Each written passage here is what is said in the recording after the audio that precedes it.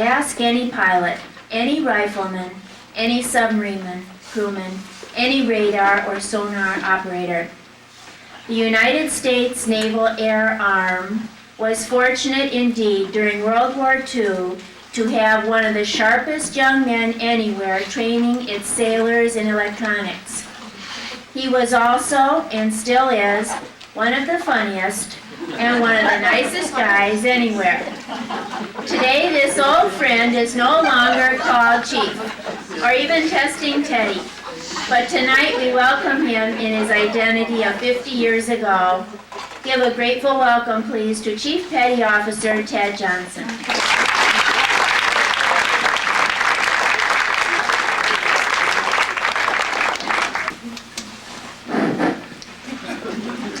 The war is getting a little long.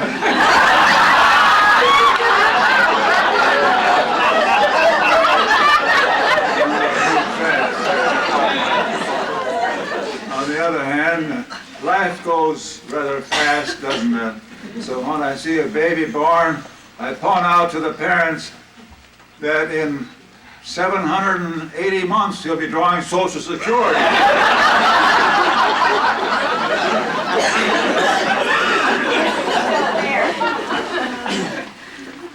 I thought I was quite old when I joined the service in 1942. After all, I was 350 months old. But I've been adding some months since. And so I'm now way up to 1,000. Well, I better not finish it. I'm going to hear the end of it. Where did my wife go? Well, I felt the draft when I was 31, and I joined the electronic end of the Navy and ended up in Corpus Christi, Texas. How many here are from Corpus Christi, Texas? How many have been there?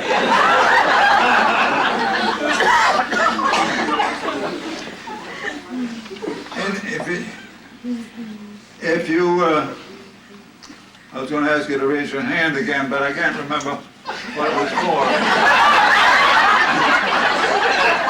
I was going to say, raise your hand if you don't care to raise your hand.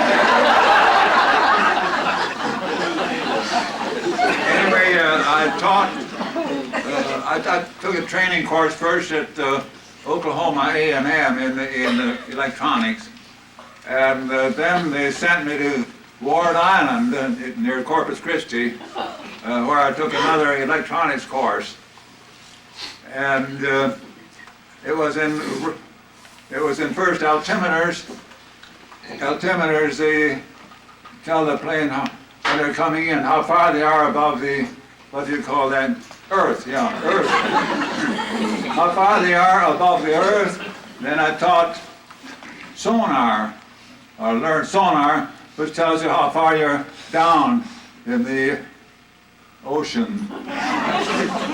Keep forgetting those words all the time. And then I finished that course okay. Apparently they thought it was okay, and they said normally we'd send you out to fight, but they found out I was too old. I wasn't rash enough really to fight.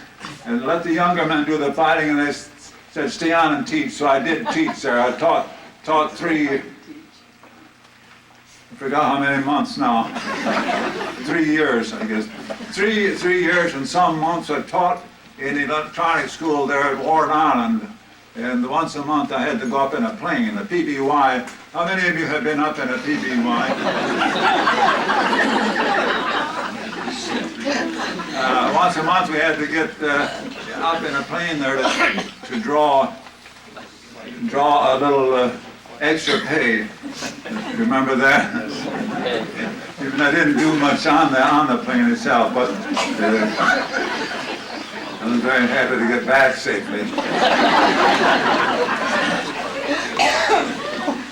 In addition to that, I got in with a group of people. They were good friends.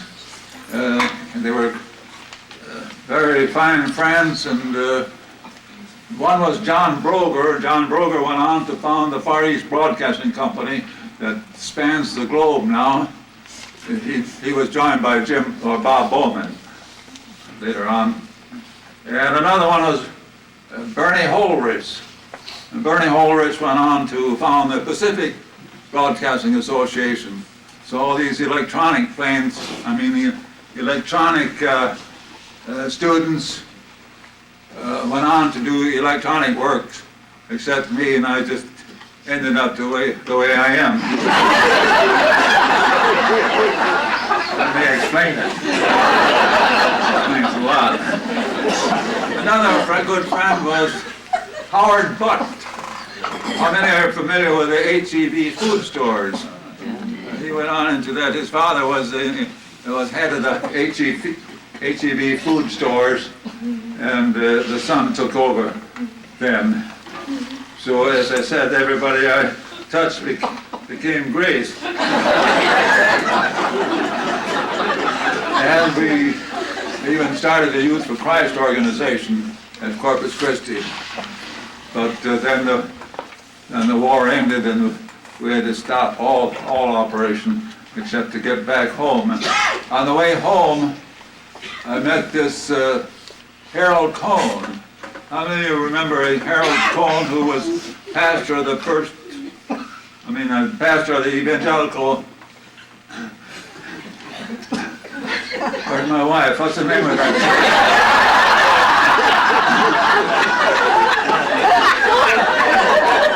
Evangelical church here.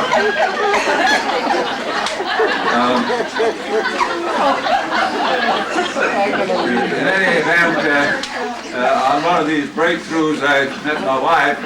It was not when I was coming home, however. I was on leave, and I haven't been on leave since. What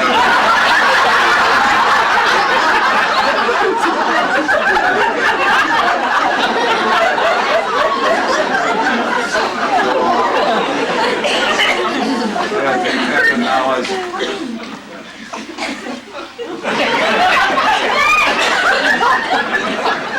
microphone went off, I guess. Thank you, it's good to be here.